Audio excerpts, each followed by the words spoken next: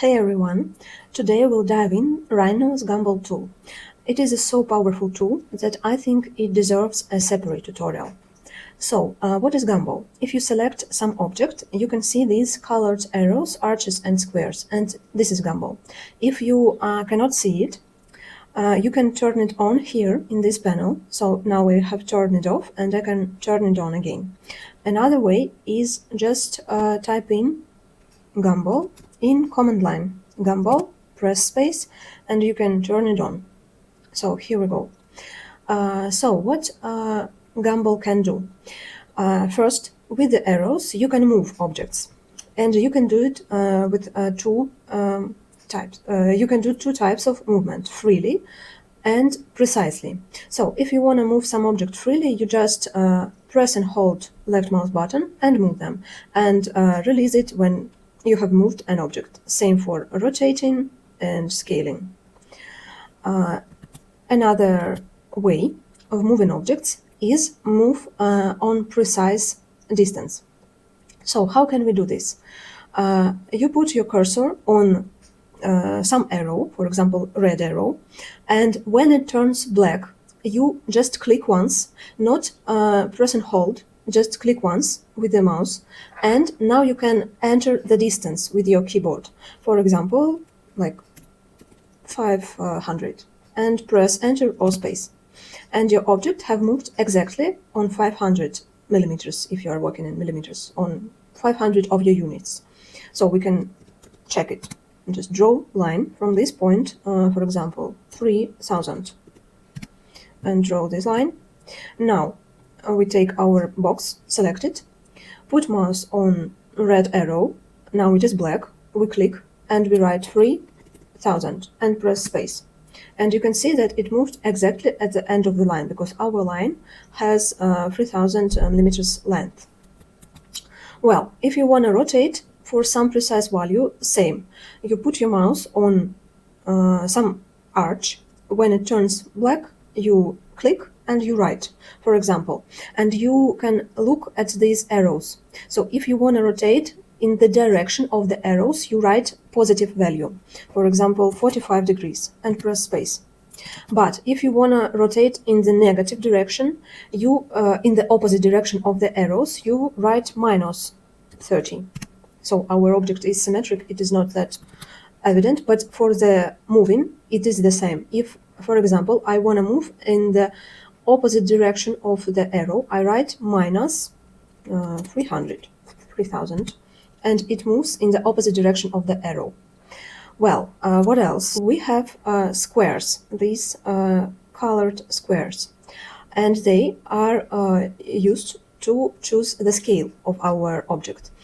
Again, we can scale it freely in some direction, or if we know that, for example, we want to make it 2 times longer, we can write 2 and press space. Or, for example, if we want to make it 2 times thinner, we can write 0.5 and press enter or space. And again, you first should put your mouse on the square, wait until it goes black, then click, then write distance and press space. Okay, you can think that this is all, but it is not. So Gumball can move, rotate, scale objects, but moreover, it can copy objects, duplicate them. And how can we do this? On Mac, we have to hold Option on keyboard and then take some arrow. And now I am not moving object, I am making a copy of it. And you can do it in any direction. And also you can copy when you are rotating or when you are scaling. So all these options which we can do with copying, moving, rotating, and scaling. For example, I can scale and make a copy at the same time. So you see that this is the original box and this is a new one. Or if I want to rotate, again, I hold Option and rotate, and I have copied our box. Again, if we want to copy a box for some precise distance, it is also possible. This is important, that first you hold Option on keyboard, then you press click on the mouse. Now you can release Option and write a distance on which you want to copy this box. For example, 1 meter, and press space. We can measure that here we have exactly 1 meter. Same if you want to copy, for example, at 90 degrees. You hold Option. This is important that first you have to hold Option on your keyboard, not just press once. Press and hold Option, then click on the arch, then release Option and write 90 degrees and press space. And we have a copy. So if you first take the arrow and then hold Option, it will not work. So the order is important. First Option, then click or hold mouse. Okay. What else about Gumball? Now we have a 3D object, and okay, let's finish with moving. You can see that you have arrows, but moreover you have these squares, and they appear sometimes between between red and green axis, and now when I'm rotating it appears between green and blue axis, and now between red and blue axis, and they are so this bigger squares, not this small one but this bigger one, and they are colored in the colors of 2 arrows between which they are placed. So now it is green and red, now it is red and blue, and now it is green and blue. So what these squares mean?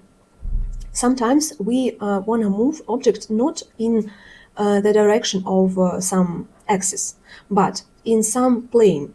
For example, if I want to move object in a horizontal plane, I can take a square. So click on the square, not on the arrows. Hold the square.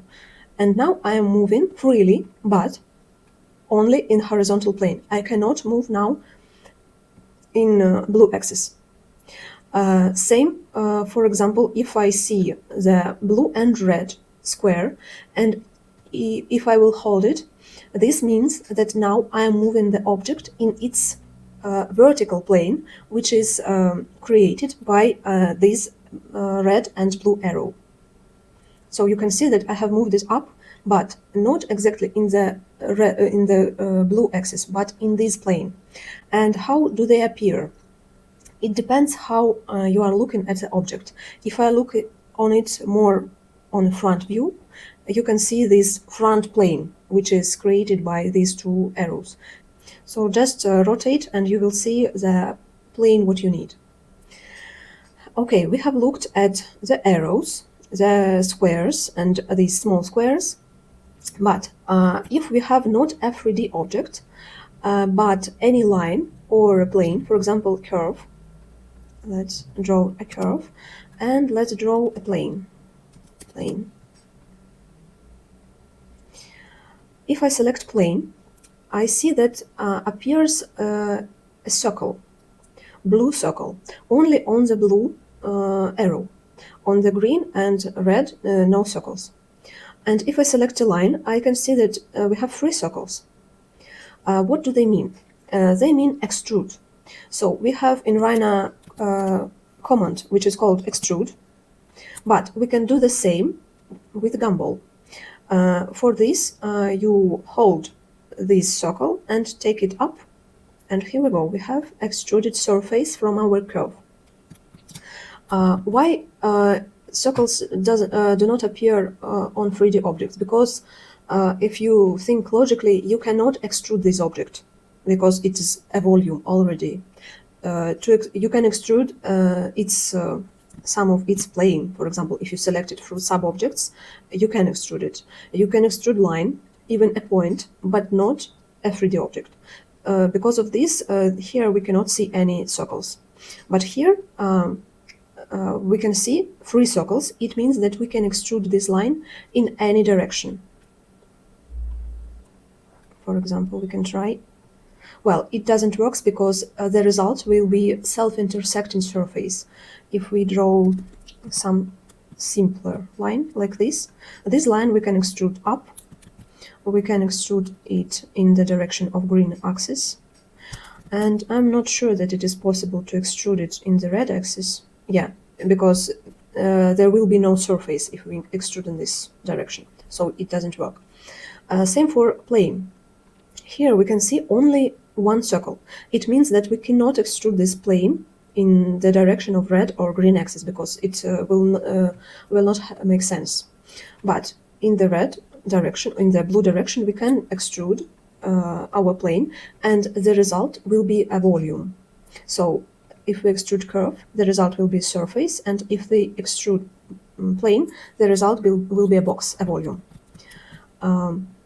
Okay, and again, we can do it freely if we are sketching without dimensions, like some fast sketch. We can do it in a quick and free way, and just hold and drag.